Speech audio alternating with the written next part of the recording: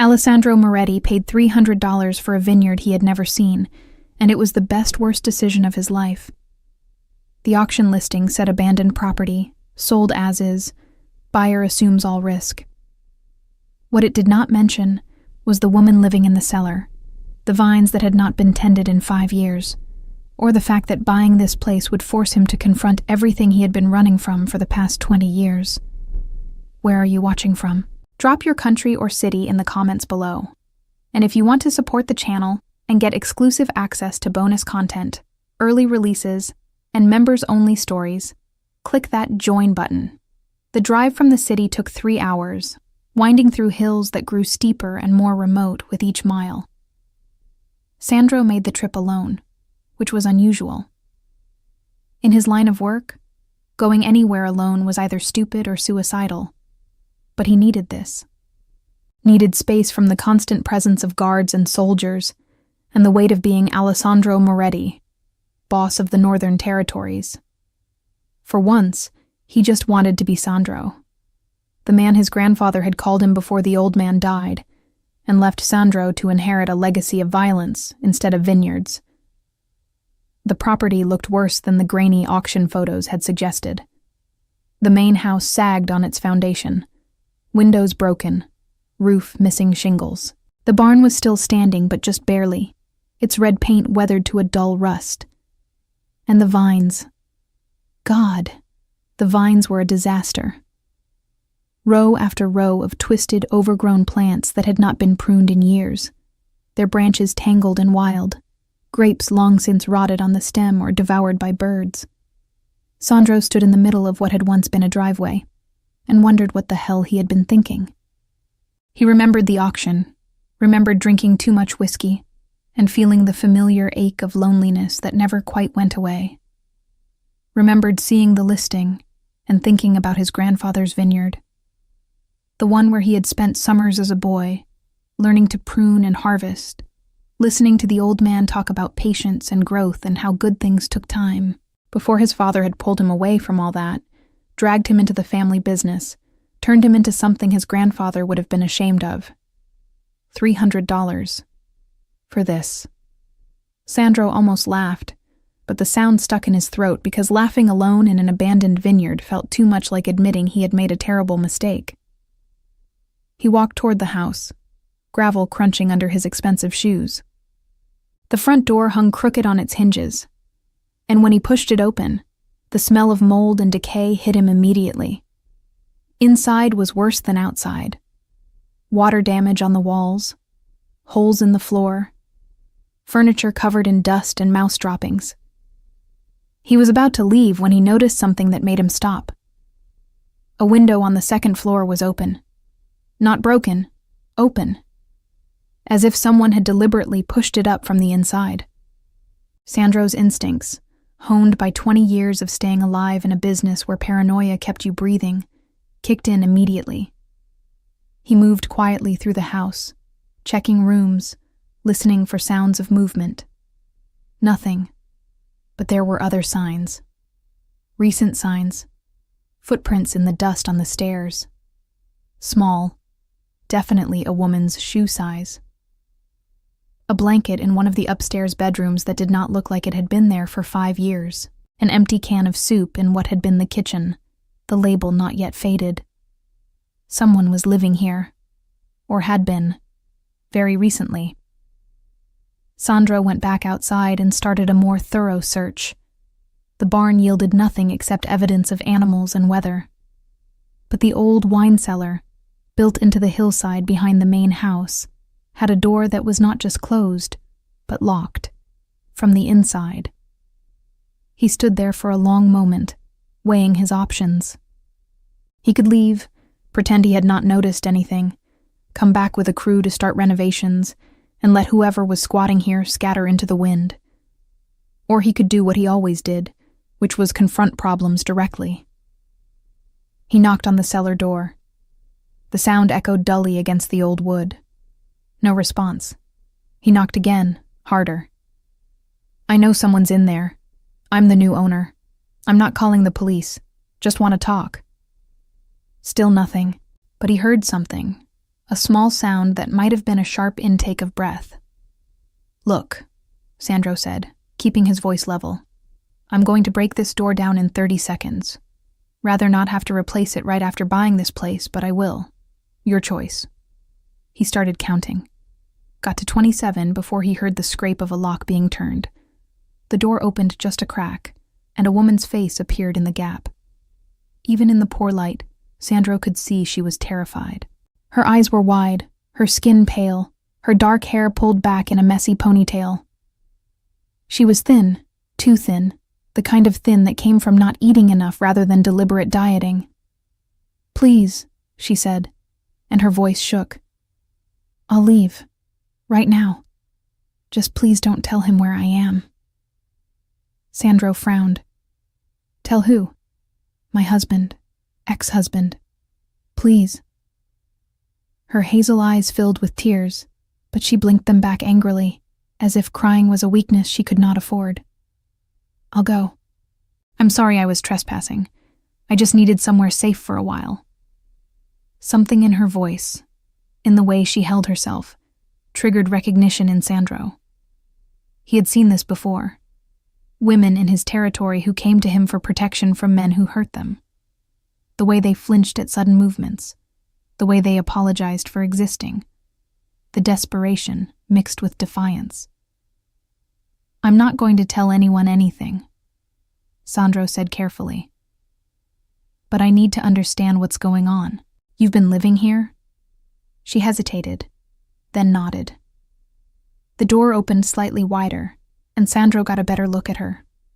Mid-30s, maybe, wearing clothes that had seen better days, dirt under her fingernails. But there was something else, too. Something in the set of her shoulders and the way she met his gaze despite her fear. Strength. She had been broken, but not destroyed. "How long?" he asked.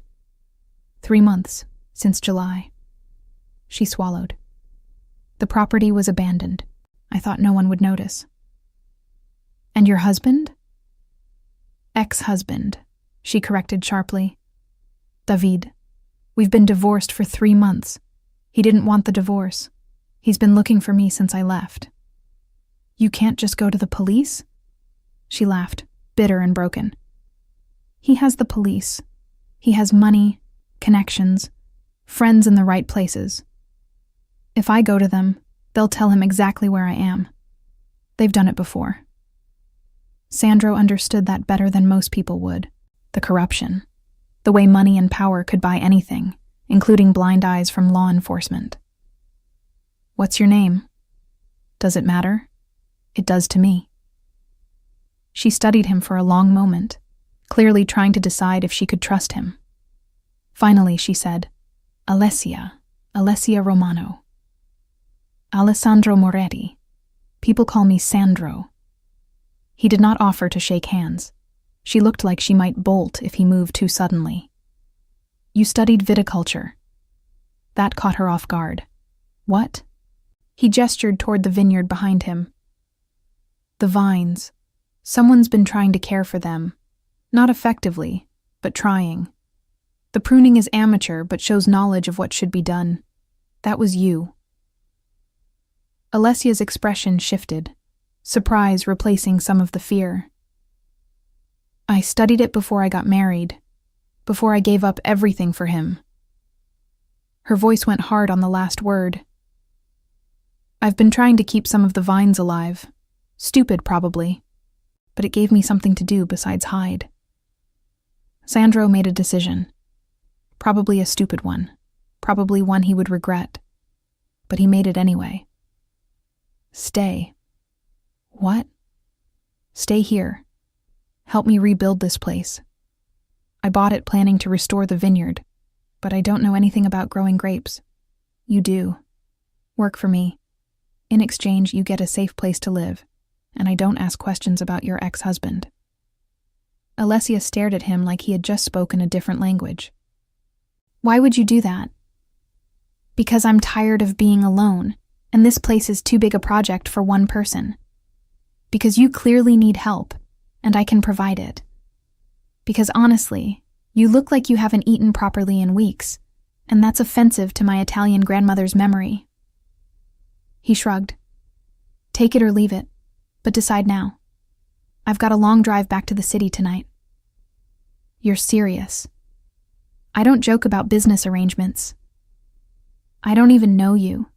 You could be dangerous." "I am dangerous," Sandro said honestly. "But not to you. You want references, I can't provide them. You want guarantees, I don't have any. But what I can tell you is that I bought this vineyard because I'm looking for something real. Something that matters beyond territory and profit. And you're here because you're running from something. Maybe we can help each other. Or maybe we'll both just end up disappointed. But at least you'll be fed and safe while we figure it out." Alessia was quiet for a long time, her hazel eyes searching his face. Then, almost to herself, she said, "You paid $300 for this place?" "I was drunk." The corner of her mouth twitched, almost a smile, clearly. And just like that, the tension broke slightly. Not disappeared, but eased enough that she opened the door all the way and stepped out into the fading afternoon light. In the better illumination, Sandro could see more details. The way her clothes hung on her frame, the shadows under her eyes, the wariness in every movement, but also the way she stood straight, despite everything, the intelligence in her gaze, the determination. "Okay," Alessia said finally. "I'll try it. But if this turns out to be some weird situation, I'm leaving." "Fair enough. Same goes for me if you turn out to be a terrible worker." This time she did smile, just a little. "Deal." They shook hands, and Sandro noticed how small hers felt in his, how cold despite the warm October evening. He also noticed the faint bruises on her wrist that her sleeve did not quite cover, yellow-green with age but still visible. Rage flashed through him, quick and hot, but he pushed it down. Not his business. Not yet, anyway. "I'll come back tomorrow," Sandro said. "Bring supplies, food, some basics to make the house more livable. In the meantime, stay out of sight. I don't know who might be watching this place. No one knows I'm here. You hope no one knows. There's a difference." He pulled out his wallet and extracted several large bills. "Take this. If you need to leave for any reason before I get back, at least you'll have money for a bus or a meal." Alessia stared at the money like it might bite her. "I can't take that. Consider it an advance on your wages. I haven't worked yet. Then work twice as hard when I get back." He pressed the bills into her hand. "Take it, Alessia, please." She looked at the money, then at him, and something in her expression shifted. Not trust, not yet, but maybe the beginning of it. "Thank you." Sandro nodded and turned to leave, then paused. "One more thing. My grandfather used to say that good wine takes time, patience, and care. Same with people. Give this time. We'll figure it out." He did not wait for a response, just walked back to his car and drove away. But in his rearview mirror, he could see Alessia standing in front of the cellar door, watching him leave, and he wondered what the hell he had just gotten himself into. The drive back to the city gave Sandro plenty of time to question his sanity.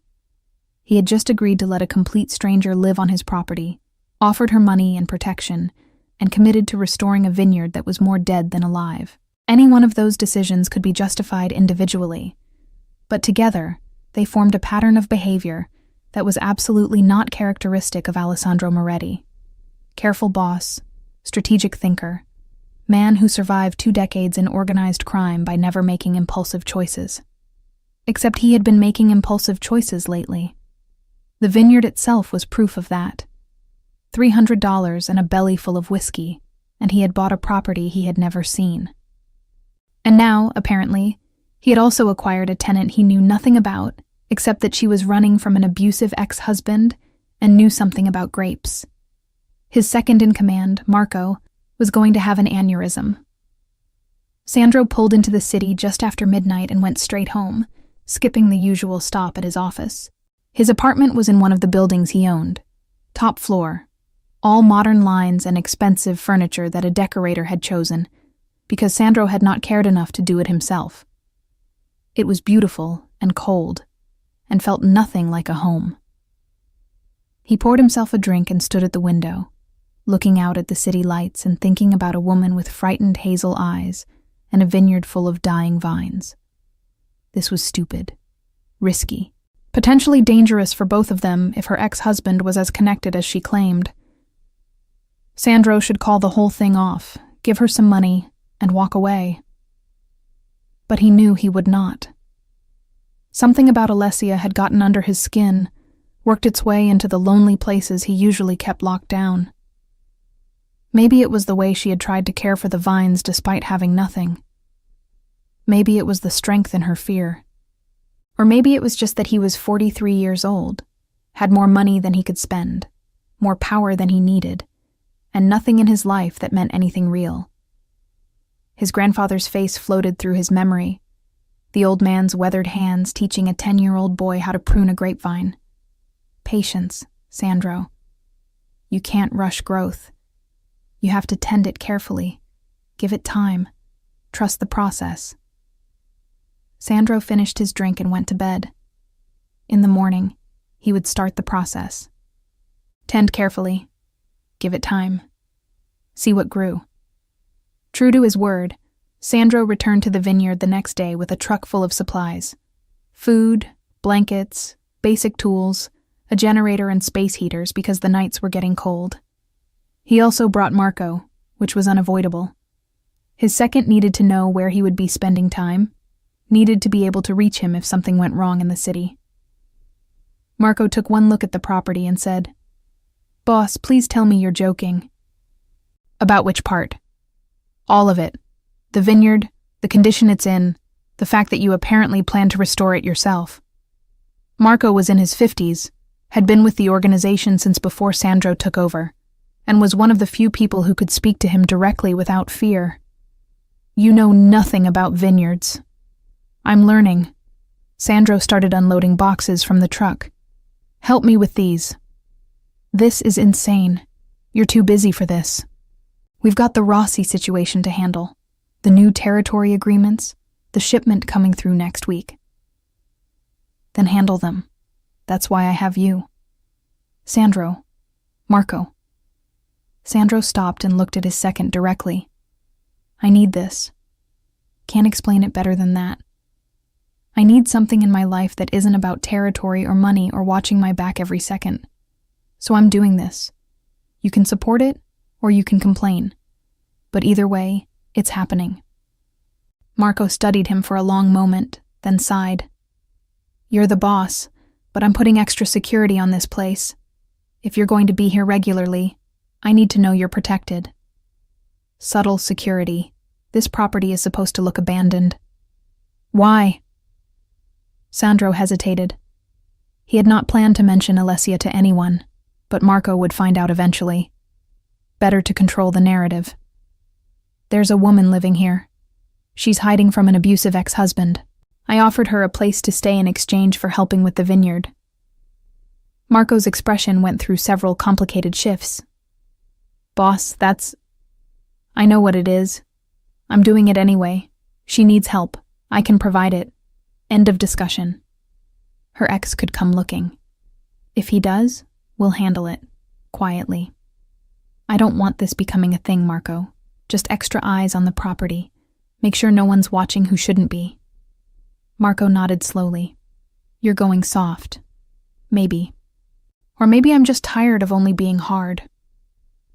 Sandro picked up a box of groceries. "Now help me unload before I decide you're useless."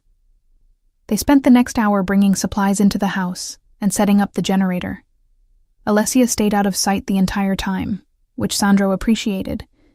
He had not told Marco more than necessary, and he wanted to keep it that way. When everything was unloaded, and Marco had left with promises to arrange discreet surveillance, Sandro called out toward the cellar. "Alessia, it's safe. Just me." She emerged slowly, warily, looking at the pile of supplies he had stacked on the porch. "That's a lot of food." You looked like you needed it. He handed her a bag. There's a generator in the kitchen. I'll show you how to use it. Should give you power for lights and heat. And there's a propane stove, so you can actually cook. Alessia looked overwhelmed. This is too much. It's practical. Can't have you working if you're malnourished and freezing. He started showing her around the house, pointing out what he had brought and where he had put it. As they walked, he noticed things he had missed the day before. The way she moved carefully, as if her body still hurt. The way she flinched at loud noises. The way she kept herself between him and the exit, even while trying not to make it obvious. Alessia, he said quietly, I'm not going to hurt you. I know I'm a stranger, and you have no reason to trust me, but I need you to hear that. I'm not your ex-husband. I won't touch you without permission. I won't raise my voice. I won't make you uncomfortable. If I do any of those things, tell me, and I'll stop. She looked at him for a long moment, and he could see her weighing his words against her experience. Finally, she said, Why are you being so nice to me? It was a fair question. Sandro leaned against the kitchen counter and considered how honest to be. You want the truth? Please. I'm lonely. I've been lonely for 20 years, maybe longer. I built a life that keeps me safe and powerful and completely isolated. I have soldiers and associates and people who follow my orders, but I don't have friends. I don't have family beyond business. I come home every night to an empty apartment and wonder if this is all there is. He gestured at the vineyard beyond the window. I bought this place because it reminded me of being a kid with my grandfather, before everything got complicated. And then I found you, and I thought maybe we could help each other. You need safety. I need purpose. Maybe that's enough of a foundation to build something on. Alessia's eyes had gone wide. That's the most honest thing anyone said to me in years. Honesty's easier than games. Life's too short for games. Your accent, she said suddenly. Northern Italy? Sicily, originally. But I've been in the north so long it's mixed. He smiled slightly. You're changing the subject. I'm processing. She sat down at the rickety kitchen table. You're in the Mafia, aren't you? Sandro did not bother denying it. Yes. That's why you understand about connections and police who can't be trusted. Yes. Should I be afraid of you? That's up to you. But I'll tell you this. I've done terrible things to protect what's mine and to maintain power. I won't apologize for that because it's the world I live in. But I don't hurt innocent people. I don't prey on the weak. And I don't tolerate men who beat women. He held her gaze. Your ex-husband ever shows up here, he'll regret it. That's a promise. Alessia was quiet for a long time, her fingers tracing patterns on the old wooden table. Then she said, I studied viticulture at the University of Florence, got my degree, had dreams of working at a prestigious winery, maybe eventually owning my own place. Then I met Davide at a party. He was charming, successful, said all the right things. We got married when I was 21. Too young, too fast, too stupid to see the warning signs. Sandro stayed quiet, letting her talk. He was good for the first year. Attentive, loving, supportive. Then he lost his job and things changed. He started drinking, getting angry, blaming me for everything.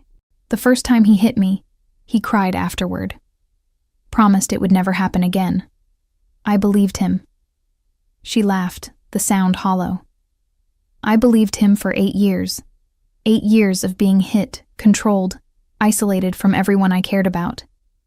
8 years of being told I was worthless, that no one else would want me, that I deserved what I got. You didn't, Sandro said quietly. You didn't deserve any of that. I know that now. It took a long time to know it. She looked up at him. He broke my ribs 6 months ago, put me in the hospital. The doctors asked if I wanted to file a report, and I finally said yes. Davide found out, got there before the police could arrive, told the doctors it was a misunderstanding. His family knows people. They made it go away. But it scared him enough that he got more careful, more controlled, started threatening what he'd do if I tried to leave again. But you left anyway. I left anyway. Waited until he went on a business trip, packed one bag, emptied our joint account, and ran. Filed for divorce from another city with a lawyer who specialized in domestic abuse cases. The divorce went through because David didn't want the publicity, but he made it clear he wasn't done with me. He'd fine me, make me pay. I couldn't stay in the city, couldn't go to friends or family because he was watching them. So I came here, found this place on a map, abandoned and forgotten. Figured I could hide until I figured out my next move. And then I bought it. And then you bought it. She smiled slightly. Worse luck or best luck, I'm still not sure. Let's aim for best luck. Sandro straightened. Here's what's going to happen. You're going to stay here, keep living in the cellar if that feels safest, or move into the house once we get it more livable. You're going to teach me everything you know about grapes. We're going to rebuild this vineyard together. And I'm going to make sure your ex-husband never finds you. You can't promise that. Yes, I can. I have resources you can't imagine. People who owe me favors. Eyes and ears everywhere. If he comes looking, I'll know before he gets within 10 miles of this place. Sandro pulled out his phone and handed it to her. Put your number in there. You need anything? You call me. Day or night doesn't matter. I'll answer. Alessia took the phone with shaking hands and entered her number. When she handed it back, she said, Thank you. I don't know why you're doing this, but thank you. You already thanked me yesterday. Don't make a habit of it. We're partners now. Partners help each other. Over the next few weeks, they fell into a routine. Sandro would drive up from the city twice a week, staying for long days of work. Alessia proved her expertise. Knowledgeable, hard-working, determined to save whatever vines could be saved. They worked side by side, pruning and clearing years of neglect, repairing trellises. The physical work was harder than Sandro had done in years. His life in the city involved strategy and violence when necessary, usually delegated. Here, his hands got dirty, his muscles ached, his expensive clothes got ruined. And he loved it. Alessia was changing too. With regular meals she filled out, with safety she relaxed, with purpose she came alive. When she talked about the vines, about growth cycles and soil composition, her whole face lit up with passion and knowledge. They talked while they worked. Small things at first, then bigger things. Sandro told her about his grandfather, about learning viticulture as a boy, about the moment his father dragged him away into the family business. Alessia told him about her childhood in Florence, her dreams before marriage, the person she had been before David. They were careful with each other. Sandro never touched her without warning, kept his voice low, his movements predictable. Alessia slowly stopped flinching, stopped positioning herself for escape, started occasionally smiling without fear behind it. The first moment of real levity came 3 weeks in when Sandro tried to start the ancient tractor. The engine exploded in black smoke, covering him in oil. Alessia burst out laughing. Real laughter, head thrown back, transforming her face. Sandro grinned despite the oil. Glad you're amused. Great purchase, boss. Very worth it. I'm never going to live that down, am I? Never.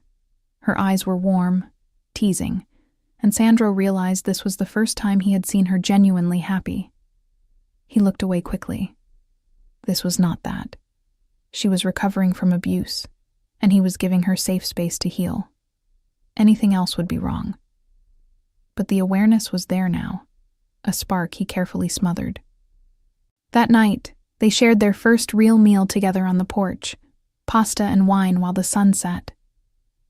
Sandro told her about his grandfather's vineyard, about learning that wine needed sun and rain, time and patience. Alessia shared her dream of being a winemaker, creating something beautiful that would last. "To necessary dreams," Sandro said, raising his glass. "To necessary dreams," she echoed. The weeks turned into months. November arrived with cold rains that turned the vineyard into mud and made work difficult. Sandro found himself staying at the property more often, sleeping in the house instead of driving back to the city. Marco handled business, checking in daily but giving Sandro space. The organization ran smoothly without his constant presence, which was both reassuring and slightly humbling. Alessia moved out of the cellar and into one of the upstairs bedrooms. With the generator and heaters, the house was livable if not comfortable. They worked on making it better, fixing leaks, replacing broken windows, cleaning years of neglect. It was slow, hard work, but satisfying in a way that Sandro's usual business never was. Here, progress was visible, tangible, real. The vines were responding to their care, not thriving yet, but stabilizing. The pruning had helped. The cleared weeds had given them room to breathe. Alessia said they might actually get a small harvest next year if they could keep this up. It was during one of those cold November afternoons, working together to repair a section of trellis that had collapsed, that the awareness Sandro had been suppressing flared into something harder to ignore. They were struggling with a heavy wooden beam, trying to lift it into place. Alessia was on one end, Sandro on the other, both straining with the weight. Her hand slipped at the same moment his did, and suddenly they were grabbing for purchase, fingers tangling together around the rough wood. Time stopped, or seemed to. Sandro was acutely aware of the touch. Her hand under his, small and strong, cold from the weather, but warming where their skin met. He could feel her pulse, could see the exact moment awareness hit her too. The way her eyes widened, the way her breath caught. They both froze, the beam forgotten, just staring at each other over 3 feet of space that felt suddenly charged with something electric. Then the beam slipped completely, crashing to the ground between them, and the moment shattered. "Sorry," Alessia said quickly, pulling her hand away. "I should have had a better grip." "My fault," Sandro said, his voice rougher than intended. "Let's try again." They lifted the beam properly this time, got it into place, secured it with practiced efficiency. But the awareness lingered. Sandro could feel it in the air between them, could see it in the way Alessia's eyes kept darting to him when she thought he was not looking. This was dangerous. This was complicated. This was everything he had promised himself he would not let happen. But it was also there, undeniable and growing stronger every day they spent together. That evening, Sandro drove back to the city even though he had planned to stay. He needed distance, needed to think, needed to figure out what the hell he was doing because this had stopped being simple charity weeks ago and had become something else entirely. Marco took one look at him and said, "You're in trouble." "That's an understatement." "The woman?" Sandro did not bother denying it. "I'm attracted to her. That's a problem." "Why is it a problem? You're both adults." "She's recovering from abuse, Marco. She's vulnerable, dependent on me for safety and security. If I make a move, I'm no better than her ex-husband, using power to get what I want." "That's not the same thing, and you know it." "Isn't it? She needs me. That creates an imbalance. Anything that happens between us would be tainted by that imbalance." Marco poured them both drinks. "So what are you going to do?" "Nothing. I'm going to keep my distance, keep things professional, let her heal without complicating it. And if she's attracted to you too, then we both deal with it like adults." Sandro downed his drink. "I won't take advantage of her. That's not negotiable." But staying away was harder than he expected. The vineyard pulled at him, and it was not just the work. It was her. The way she hummed while she worked, the way she got excited explaining things about the vines, the way she had started smiling more, laughing more, becoming more herself every day. He wanted to be there to see it, to be part of her transformation, to be someone who helped instead of hurt. So he kept going back, kept working beside her, kept maintaining that careful distance even as the attraction grew stronger. It was Alessia who broke first. They were in the wine cellar one afternoon in late November, taking inventory of what was salvageable. The space was cold and dark, lit only by the lanterns they had brought. Sandro was examining bottles covered in dust when Alessia spoke from behind him. "Sandro, we need to talk." He turned to find her standing closer than usual, her hazel eyes direct and determined. "About what?" "About whatever's happening between us. Whatever this is that we're both pretending isn't there." His heart kicked hard against his ribs. "Alessia." "No, listen. I'm not stupid. I feel it. I know you feel it too. And we've been dancing around it for weeks now, being careful and professional and safe. But I need to know if I'm imagining it, if this is all in my head." "You're not imagining it." The admission came out rough, honest. "But acting on it would be wrong. You're vulnerable. You need safety, not complications. Don't I get to decide what I need?" She took a step closer. "I know I'm damaged. I know I'm dealing with trauma. But I'm not broken, Sandro. I'm not some fragile thing that's going to shatter if you touch me. And I'm attracted to you. Have been for weeks. So either tell me I'm alone in this, or admit that you feel it too." He could lie. Should lie. Should protect her from this mistake. But looking at her face, seeing the courage it took to say those words, seeing the woman she was becoming standing strong and demanding honesty, he could not do it. "I feel it too," Sandro said quietly. "Every damn day. But you need to understand what you're asking for. I'm not a good man, Alessia. I've hurt people. I'll probably hurt more people.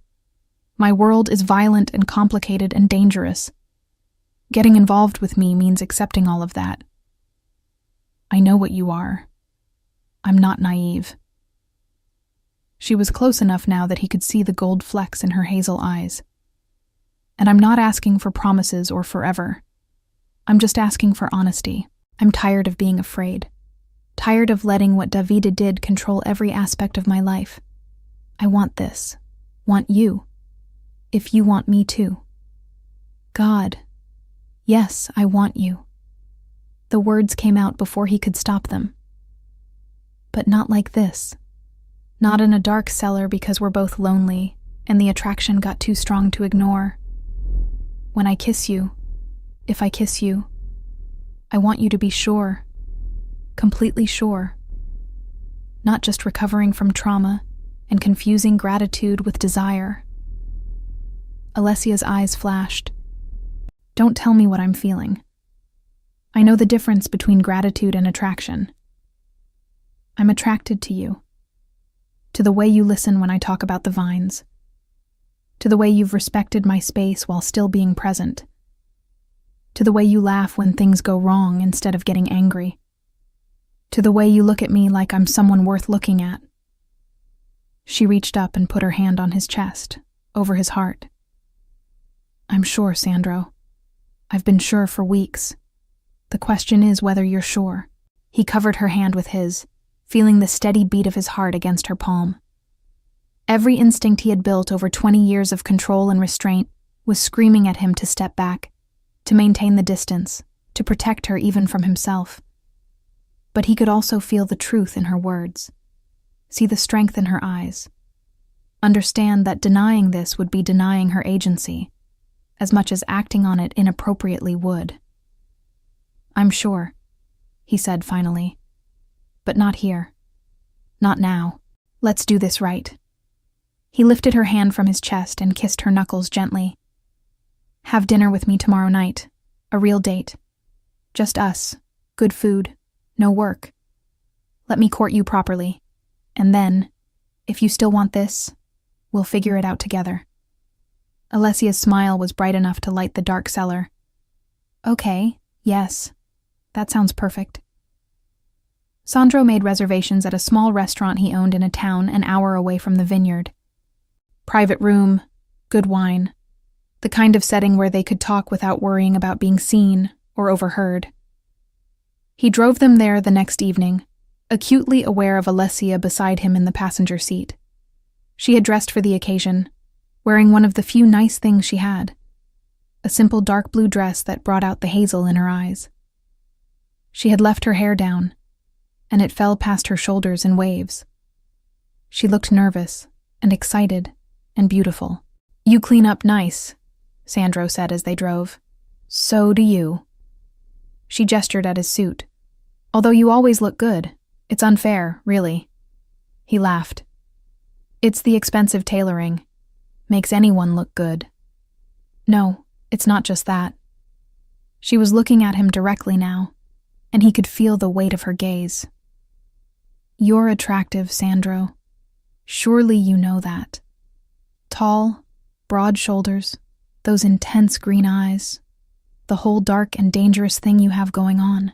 You must have women throwing themselves at you constantly." "Not really. Being a boss tends to intimidate people.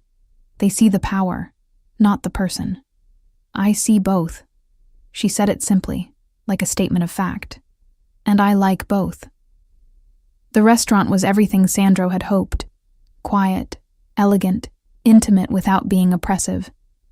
They sat across from each other at a table set with candles and wine, and for a few hours, they forgot about vineyards and ex-husbands and complicated pasts. They just talked, about everything.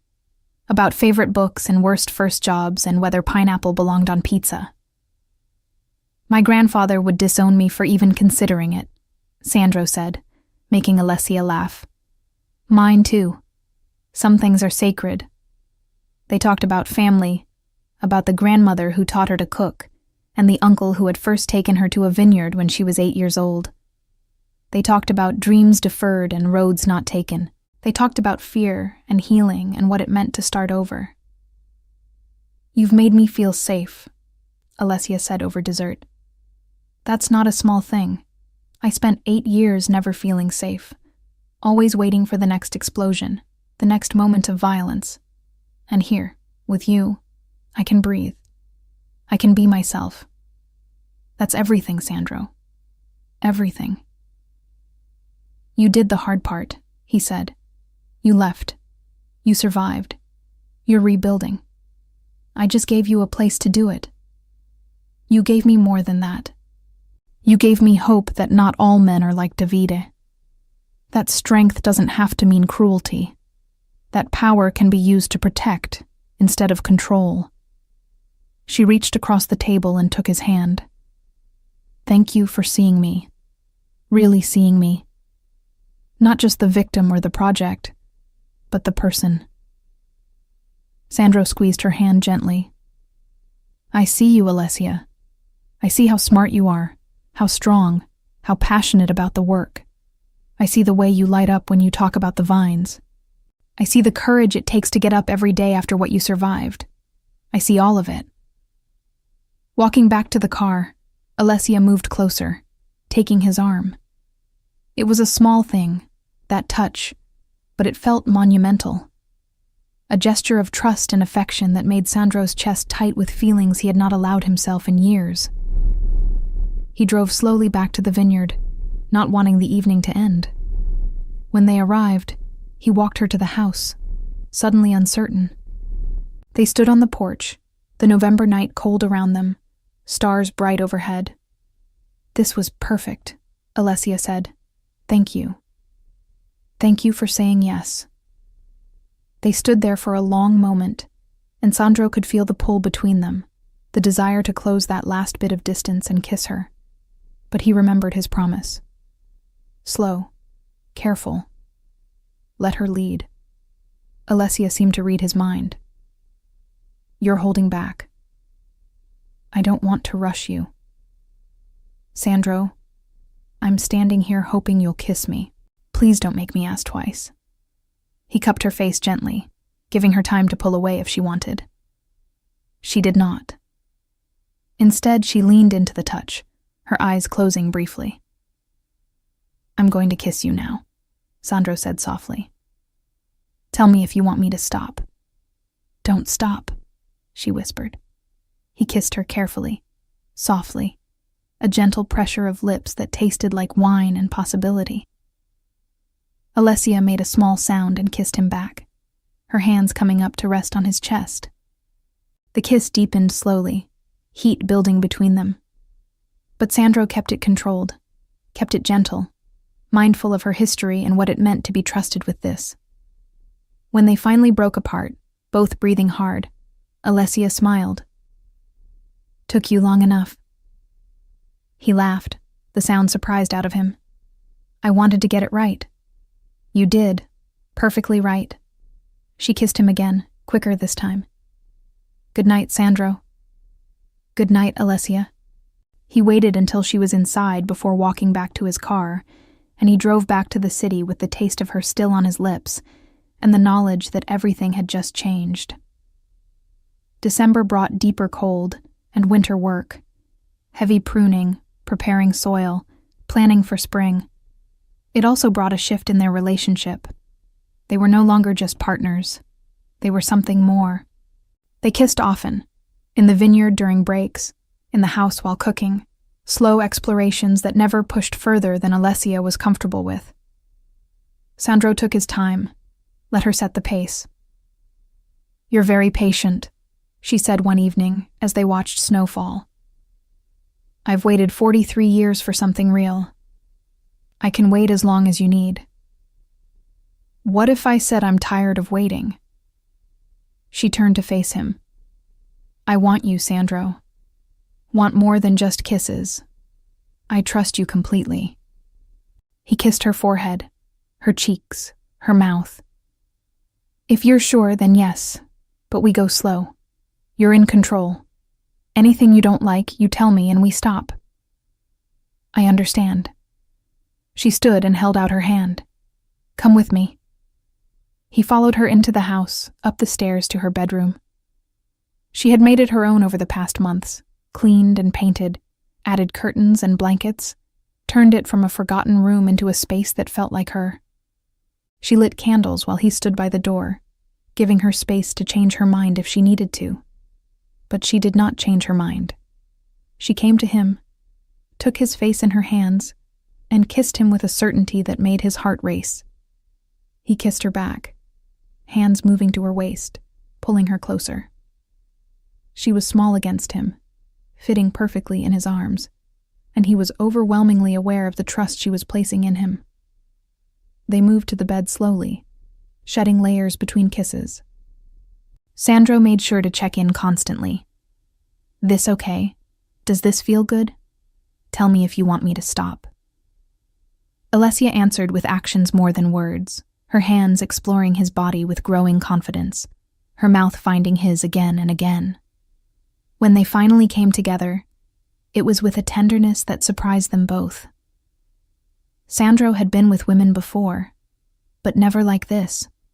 Never with this level of care and awareness and absolute determination to make sure she felt cherished. He moved slowly, watched her face, paid attention to every sound and reaction. Alessia clung to him, overwhelmed by sensation and emotion. This was nothing like what she had known before. This was gentle and consuming and right. When Sandro whispered her name against her skin, when he told her she was beautiful, when he made sure she found her pleasure before his own, she felt something break open inside her, something that had been locked away since long before Davide, some fundamental belief that she was not worth this kind of care. Afterward, wrapped in his arms with the candles burning low, Alessia cried, not from pain or regret, but from relief and joy, and the overwhelming realization that she was safe.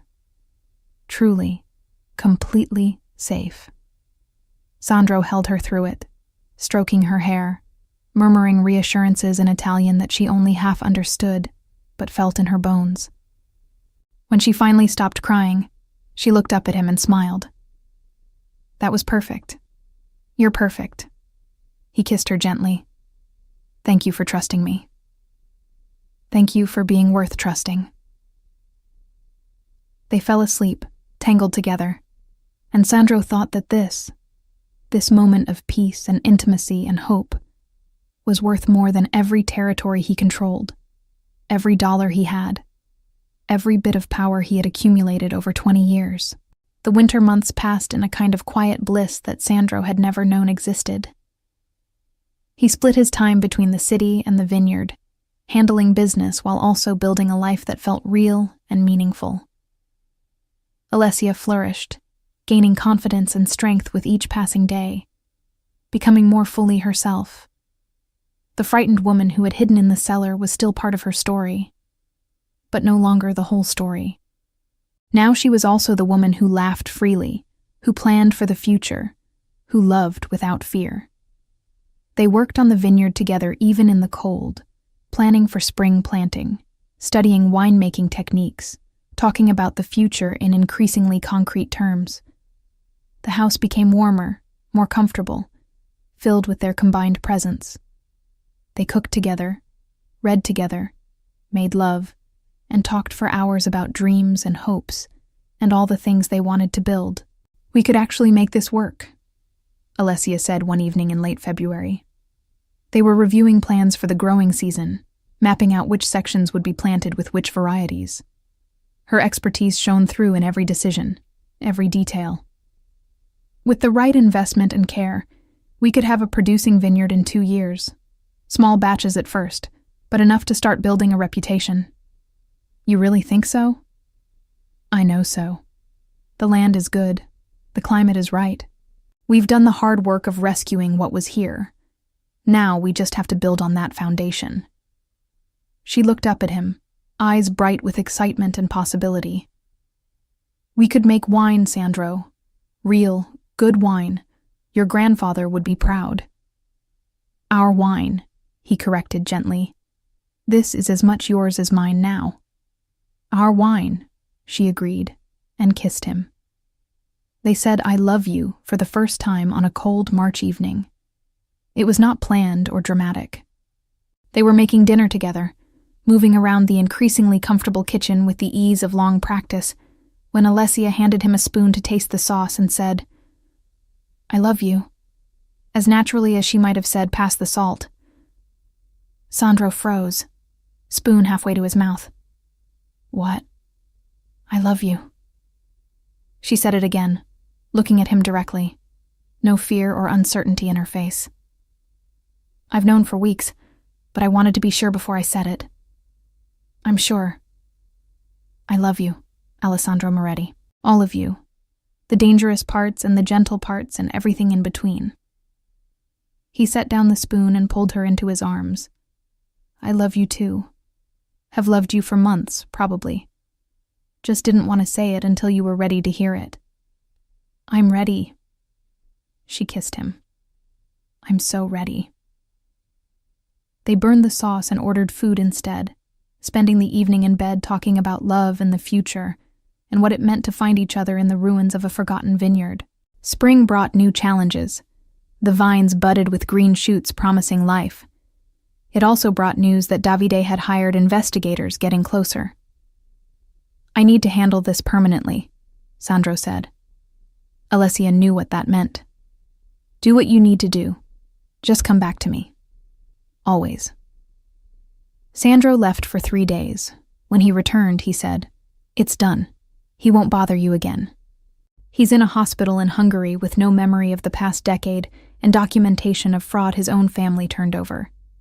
He'll never come back to Italy." Relief washed over Alessia so powerfully her knees went weak. Sandro caught her, held her while she cried. "It's over," she kept saying. "It's really over." They celebrated by going into town together for the first time. Alessia walked through the village without fear, shopped for groceries, ate gelato, laughed freely. "I forgot what this felt like," she said, face turned to the sun. "Being free. You've always been free with me." "I know, but now it's real. Forever." Spring turned into early summer, and the vineyard truly came alive. Green shoots became leaves, became flower clusters that would become grapes. Alessia was in her element, checking the vines daily, adjusting their care with the precision of someone who knew exactly what she was doing. Sandro watched her work and fell more in love every day. It was on a warm June evening, walking through rows of healthy vines, that Sandro made his decision. He had been carrying the ring for weeks, waiting for the right moment. But he realized there was no perfect moment. There was just this. The two of them in the vineyard they had saved together, the sun setting over hills that had become home.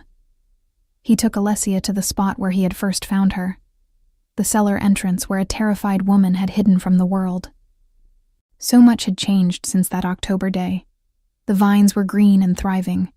The house stood solid and welcoming. And Alessia smiled without shadows now. "This is where I found you," Sandro said, taking her hand. "Where my life actually started." "Sandro." He dropped to one knee, pulling out the ring box. "Alessia Romano, you walked into my life when we both needed saving. You turned a broken man and a destroyed vineyard into something beautiful. You taught me how to hope again, how to love again, how to be more than just the sum of my worst choices. You've given me peace I never thought I'd have. I want to spend the rest of my life growing things with you, growing grapes and wine and a life that matters. Marry me. Be my partner in everything. Let me spend every day proving I'm worthy of your trust and your love." Alessia was crying, happy tears streaming down her face. "Yes. Yes, 1,000 times yes. You already prove it every day, Sandro. You've shown me what real love looks like, what safety feels like, what it means to be cherished. I love you so much." He slipped the ring on her finger, a sapphire because it matched her dress from their first date, because she deserved something as unique and beautiful as she was. Then he stood and kissed her, while the sunset painted the vineyard gold, and the vines they had saved together swayed in the evening breeze. They were married in early September, exactly 1 year after Sandro had bought the vineyard. It was a small ceremony in the village church, followed by a reception at the vineyard itself. Sandro's organization came, though most did not know exactly how to process their boss getting married at a vineyard. Marco stood as best man and gave a speech about never expecting to see Sandro this happy. "When he bought this place for $300, I thought he'd lost his mind," Marco said, making the guests laugh. "Turns out it was the sanest thing he's ever done. To Alessandro and Alessia, may your love be as enduring as good wine." Alessia's family came, her parents and siblings who she had been too afraid to contact while hiding, but who accepted her back with tears and joy. Her mother cried through the entire ceremony, overwhelmed with gratitude that her daughter was safe and happy. Her father shook Sandro's hand and said, "Take care of her. She's been through enough." "I will," Sandro promised. "For the rest of my life. She's everything to me." They danced under the stars, between the rows of vines that were heavy with grapes ready for harvest. Alessia wore a simple white dress and flowers in her hair, and Sandro thought she had never looked more beautiful. She glowed with happiness, her smile radiant and free. "Happy?" he asked, holding her close as they swayed to soft music. "Deliriously. You?" "More than I knew it was possible to be." He kissed her forehead. "Thank you for taking a chance on a lonely boss with a terrible vineyard. Thank you for seeing me, for loving me, for building this beautiful life with me." She looked up at him, eyes shining. "For showing me that love doesn't have to hurt, that I could trust again, that I deserve to be happy. You deserve everything. And I'm going to spend the rest of my life making sure you have it." They stood there under the stars, surrounded by the vineyard they had saved and the people who loved them, and knew that this was just the beginning. They had started with broken pieces, a dying vineyard, a woman fleeing abuse, a man drowning in loneliness. But together, they had built something whole and beautiful and lasting, 6 months later, they harvested their first real crop. Small but promising, the grapes were exactly what Alessia had predicted. Good quality, full of potential. They made their first batch of wine together, following traditional methods, letting the process unfold naturally. "It won't be ready for years," Alessia explained as they bottled the wine. "Good wine takes time." "Like people," Sandro said, making her smile. "Exactly like people." They labeled the bottles with a simple design, the outline of the vineyard and the words Vigneto Moretti, their vineyard, their wine, their future. Sandro never left the organization entirely. He remained boss, still commanded respect and fear when necessary, still made decisions that involved violence and power. But he scaled back, delegated more, spent less time in the city and more time at the vineyard. Marco ran most day-to-day operations, and the business thrived under the new arrangement. "You've gone soft," one of his rivals said at a meeting. Sandro just smiled. "No, I've gone smart.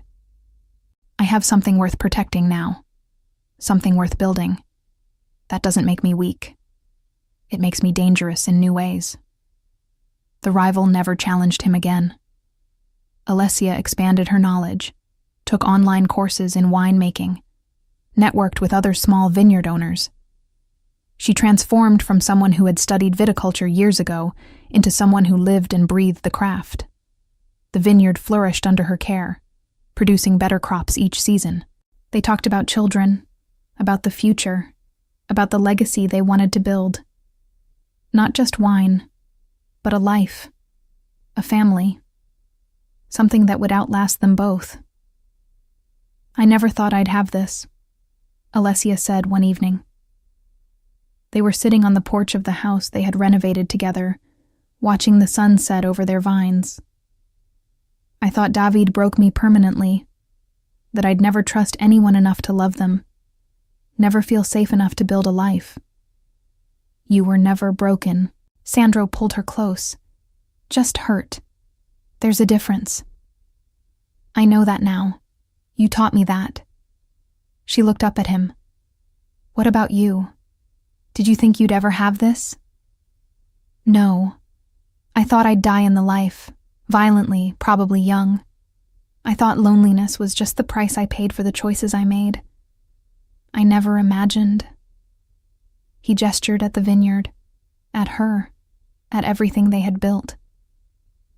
"This, us, home. Best $300 you ever spent? Best $300 anyone ever spent." He kissed her. "I love you, Alessia Moretti. I love you too." They sat there as the stars came out, the same stars that had watched them meet a year and a half ago, when everything was broken and impossible.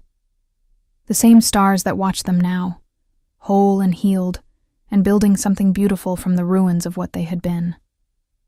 The vineyard grew, their love grew, and in a forgotten corner of the Italian countryside, two people who had been lost found exactly what they needed in each other, and in the vines they tended together. They had started with $300 and desperation and impossible hope. They built love, partnership, wine, and a future that tasted sweeter than anything either of them had imagined possible. Have you ever found something beautiful in an unexpected place? Have you witnessed love grow from broken beginnings? Where are you watching from? Drop your country or city in the comments below. If you enjoyed this story, subscribe to our channel for more tales of healing, redemption, and unexpected romance. Hit that notification bell so you never miss a new story. And if you want exclusive bonus content, extended scenes, and early access to our stories, consider joining our membership program. Your support helps us create more content like this. Thank you for being part of our community.